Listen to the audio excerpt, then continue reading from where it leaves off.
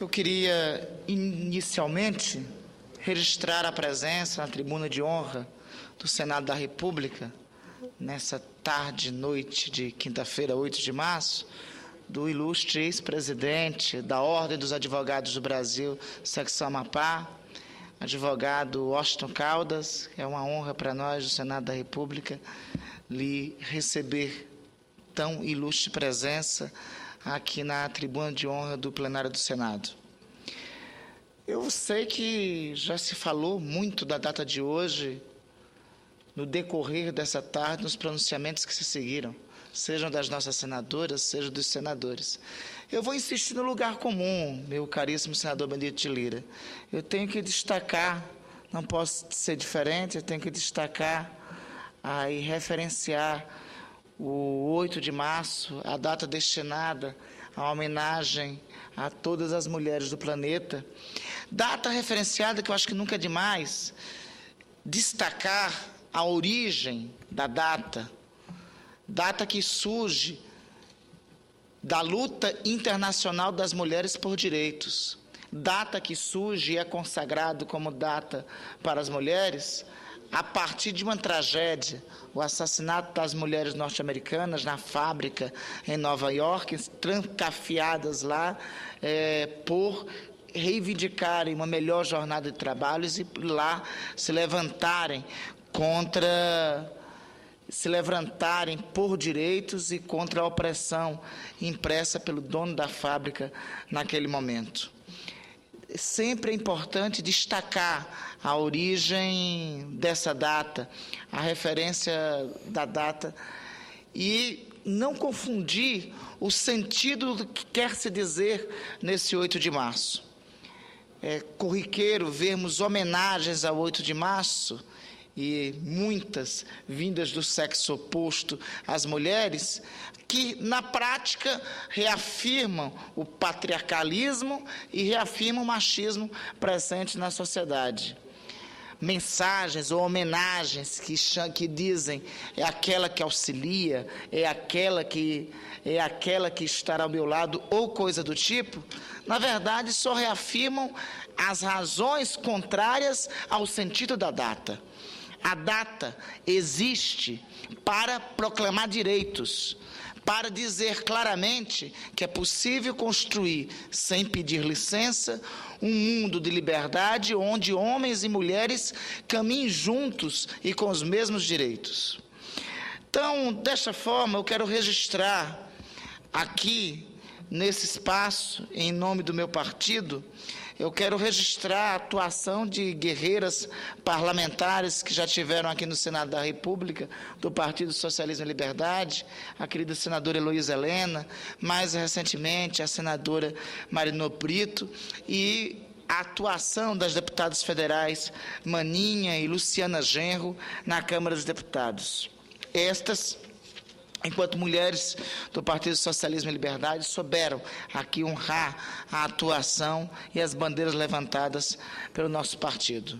Hoje temos, não sem destacar também a atuação da sindicalista Janira Rocha, deputada estadual do PSOL do Rio de Janeiro, que muito honra a defesa intransigente dos direitos das mulheres na Assembleia Legislativa daquele Estado. Quero também homenagear todas as mulheres, não só do meu partido, mas as mulheres da Amazônia e de todo o Brasil, que lutam por direitos. Destacar o momento que temos a ascensão agora à presidência do Tribunal Superior Eleitoral, da ministra Carmen Lúcia, que teve uma atuação destacada na conquista de uma das mais belas legislações que o ordenamento jurídico brasileiro já teve, que foi a Lei Complementar 135 de 2010, a Lei da Ficha Limpa. A Lei da Ficha Limpa não seria verdade, não se concretizaria se não fosse o esforço e a luta, aqui no parlamento, é bom que se diga, de senadores como Pedro Simon, e lá no tribunal de magistradas como Carmen Lúcia. A ministra Carmen Lúcia é a primeira mulher que assume esse cargo naquela corte eleitoral. Não tenho dúvida que para as próximas eleições o Tribunal Superior Eleitoral estará muito bem dirigido.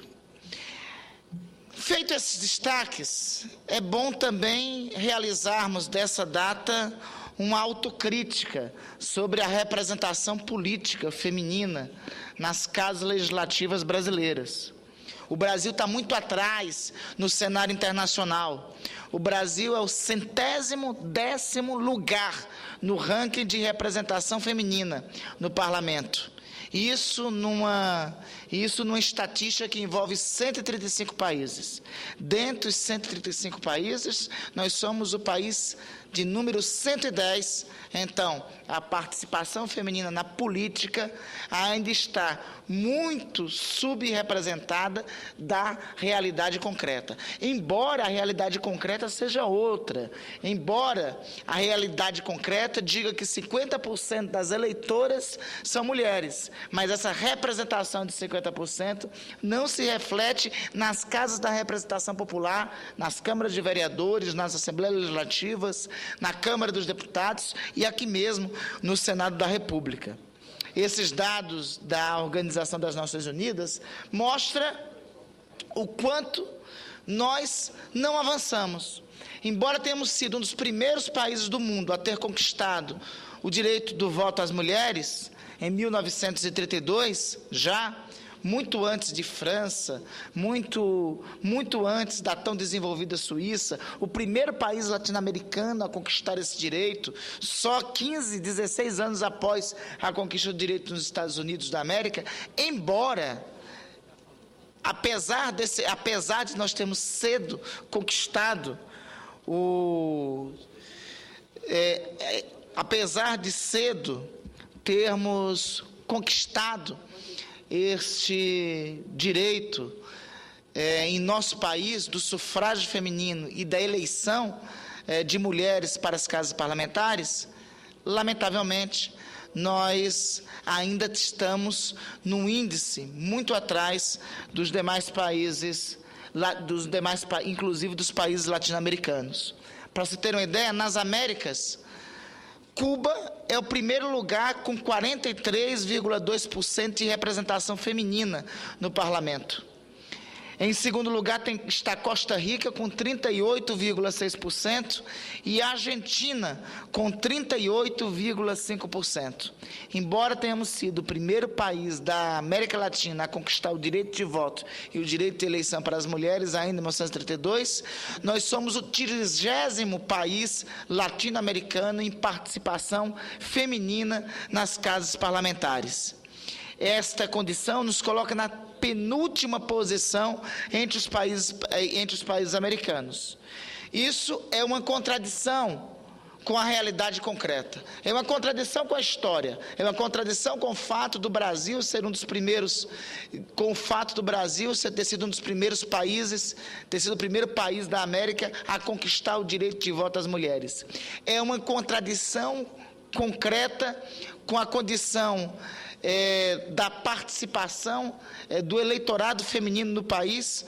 No Brasil, o eleitorado feminino representa 50% de todas, 50% de todo o eleitorado. Dessa forma, me parece que nós temos um longo caminho ainda para seguirmos no sentido da necessidade de ampliação da participação feminina na política, da participação feminina nas casas parlamentares. Ainda persistem, lamentavelmente, situações que nos colocam numa condição de países mais atrasados em observância dos direitos das mulheres. Todos os dias, os jornais nos assustam com manchetes de crimes violentos cometidos covardemente por homens contra as mulheres. E isso são manifestações grotescas de machismo e de ignorância. Tivemos uma belíssima conquista recente em nosso país, que foi a Lei Maria da Penha.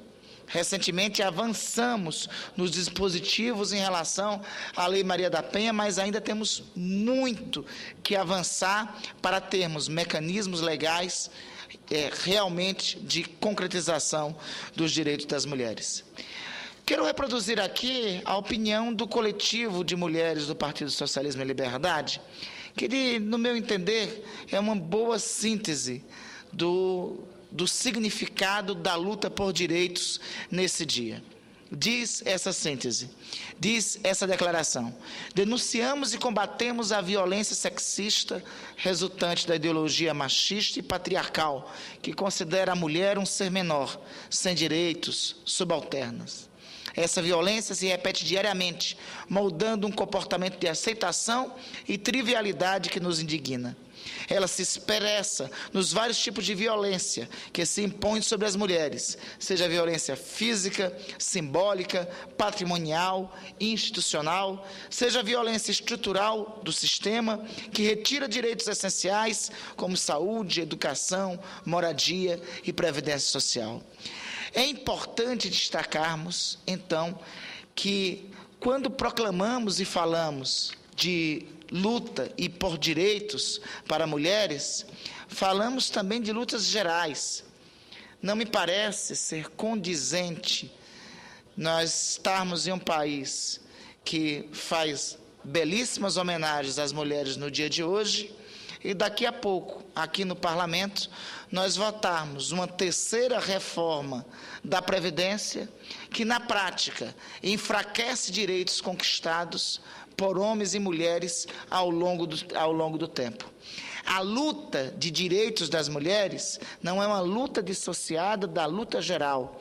E isso deve ser objeto de nossas reflexões aqui, principalmente nas matérias que votamos, nas matérias que refletimos aqui no Congresso Nacional.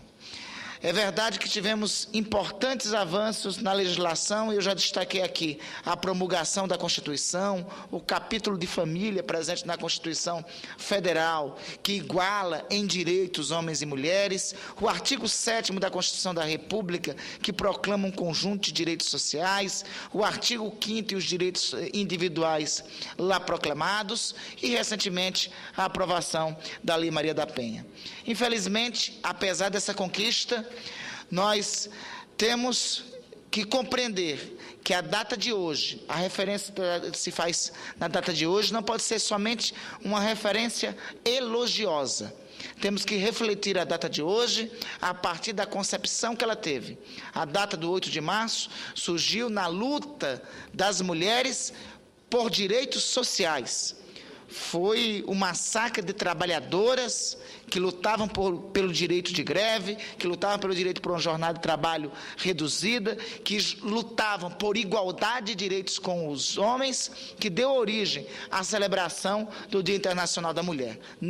Nunca é demais lembrar, querido senador Capiberibe, que a celebração se inicia e ocorre pela primeira vez na Rússia pré-revolucionária, pós-revolução de 1917, fazendo a vinculação que é necessária ser feita, em que a luta por direitos das mulheres é uma conquista de um sistema político em que não exista esse tipo de opressão, e que esse tipo de opressão, homem pela mulher, é algo característico, intrínseco de um sistema que é baseado na lógica de dominação do homem pelo homem. Que isso sirva para as nossas reflexões aqui, que isso sirva para nós compreendermos que nos temas que vamos tratar e que vamos votar aqui, daqui a pouco tempo, temas como, por exemplo, da reforma da Previdência, da terceira geração da reforma da Previdência, está diretamente vinculado a direitos sociais e a luta pela igualdade de direitos sociais que deu origem à data de hoje. Como já foi dito pelo senhor senador Benedito Lira, que façamos então dessa homenagem o nosso cotidiano, não retirando direitos, proclamando, afirmando, porque somente assim construiremos de fato uma sociedade que seja coerente com as homenagens que hoje fizemos a todas as mulheres.